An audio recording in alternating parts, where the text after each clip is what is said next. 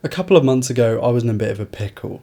My GTX 1070 was dying thanks to the fact that I bought it used as an X-mining card at a significant discount. It was glitching and it was kind of artifacting and it wasn't great, so I needed a new card. And then I started thinking, well, the 1070 is a good benchmark since I play it on wide Quad HD 3440 by 1440.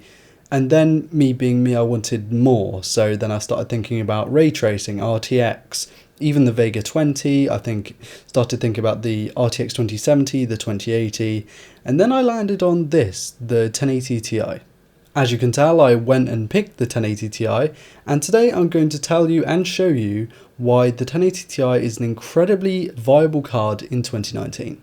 Let's first talk about the Pascal 1080 Ti and how it compares on paper to the Turing RTX 2080 and the 2070. The first thing you'll notice is that these cards line up almost perfectly in pricing, like a stepping stone, like a set of stairs. I was actually under the impression that the 2070 would be the same price as the 1080 Ti, but to my surprise, the 2070 has come down significantly in price, and the card we're reviewing today has significantly more CUDA cores than either of the Turing cards, despite the fact that it's older, on top of a wider memory bus width. And actually a few forums have shown the 1080 Ti to be faster than the 2080 even when overclocked in some regards.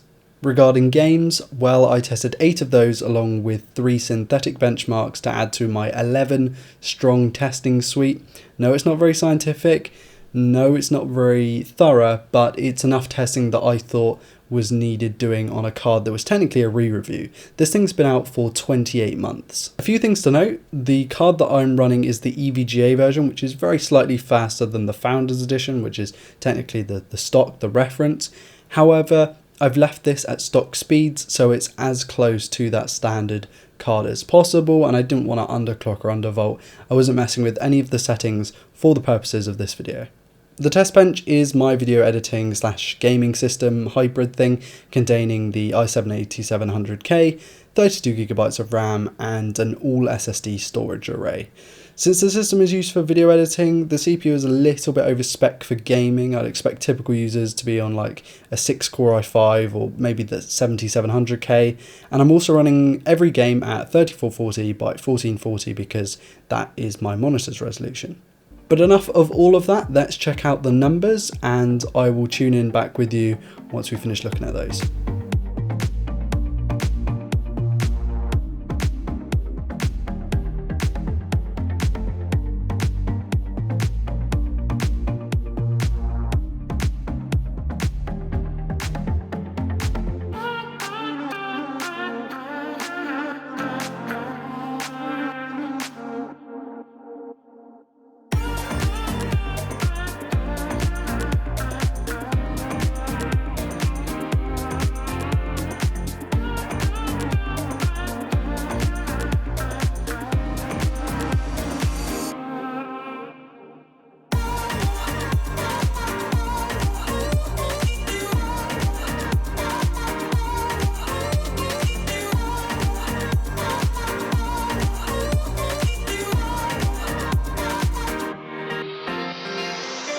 What I found is that the average FPS was 60, which is widely regarded as many gamers as the benchmark. I've actually played a lot of games, although specifically CSGO, on my old 1080p 144Hz monitor, and that ran like a charm. And from what I'm seeing online, it's very easy to get 144 FPS consistently across many games when even playing at Quad HD. So if you've got one of those QHD 165s or 144s, then this should be just fine for that. And also a 1080p 240, as long as your CPU can push those frames, because you can get bottlenecks and you can end up needing a faster CPU to keep up with the GPU when pushing past 100 FPS. I did play a few games at UHD on my old monitor as well, and that was just pucker. All you got to do is turn the settings down a little bit and Bob's your uncle, you got a fantastic gaming experience even at a high resolution like Ultra HD. Other details about the cards include the I/O. This is what I believe to be the last card in the video released in the GTX line or RTX line with a DVI port, if that's important to you, along with a single HDMI and 3 display ports. It gives you plenty of I/O in my opinion.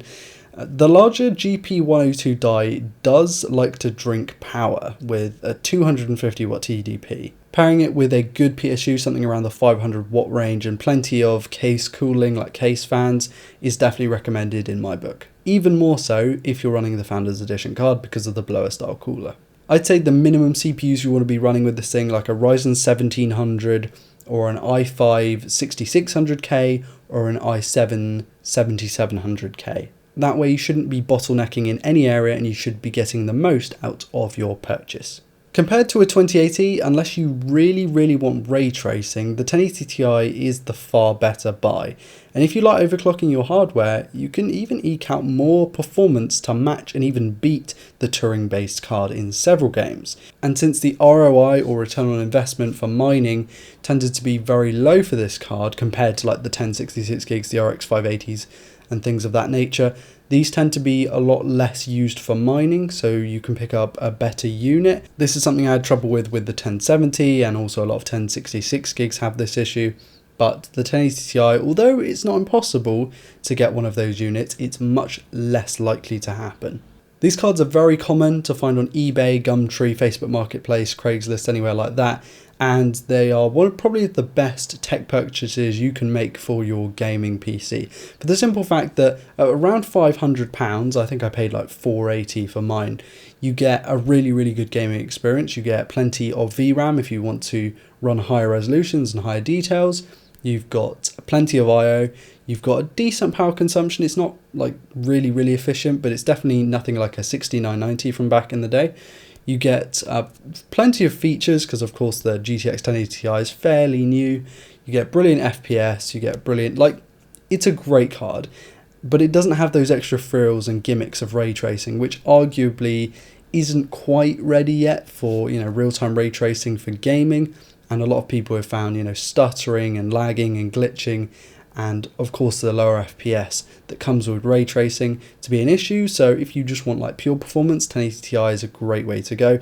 If you're like me and you're a student, you might not have a lot of money, but you still have enough to buy 1080 Ti, I still think it's the card to go for now. If you're happy buying used, buying new, prices can be a little bit different. All the prices that I've included in this video have been from eBay because I kind of use eBay for everything. So those are kind of, if I was comparing a GTX 1080 Ti on eBay and an RTX 2080 on Newegg, it wouldn't be fair. So I put everything on eBay, and that's how I did my comparisons. Anyway, with that, I think it's probably time for me to go. Thank you all so much for watching. Please do like, dislike, comment and subscribe if you're new around here to never miss a video like this one.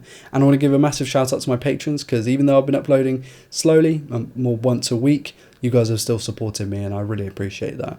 In the description, you'll find all of my social links, including Twitter and Instagram, the two probably most active social medias I'm on right now, especially Twitter. And yeah, I'm going to head off. So thank you all so much for watching. I've been Ryan Thomas, and I'll see you in the next one. Peace.